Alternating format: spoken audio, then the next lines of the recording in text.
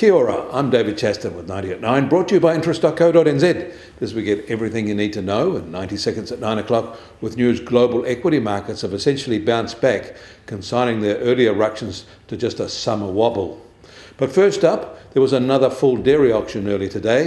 It was a much larger event than normal, with more than 35,000 tonnes sold.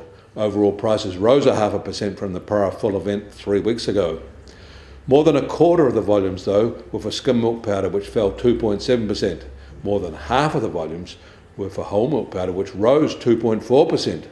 The rest of the products offered brought variable results too. Although the result was little changed in US dollars, the much lower New Zealand dollar brought a 1.9% rise in local currency. Globally, world food prices are low and little changed. If any category is changing, it is a slight uptick in meat prices.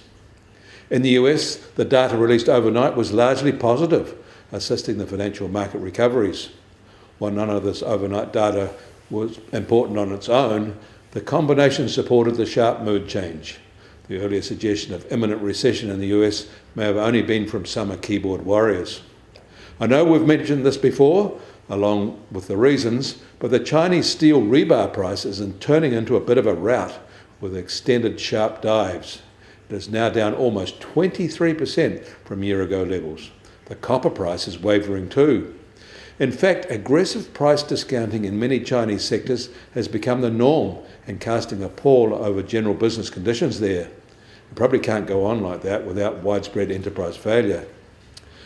Yesterday, the RBA left its policy rate unchanged at 4.35%, but the accompanying commentary was direct and specific. They haven't beaten inflation yet, and progress they have made isn't sufficient. It was a hawkish hold. Markets bid up yields on benchmark bonds there following the statement. The Aussie dollar rose, and that pushed the New Zealand dollar down. It seems there will be no rate cuts in Australia in 2024.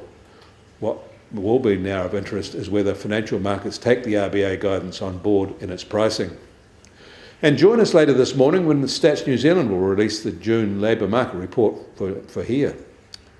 The US Treasury 10-year yield is now at just on 3.88% and up 11 basis points from yesterday. And the price of gold will start today down $12 at $2,391 an ounce. And oil prices are up 50 cents at just on $73 a barrel in the US, while the international Brent price is just over $76 a barrel.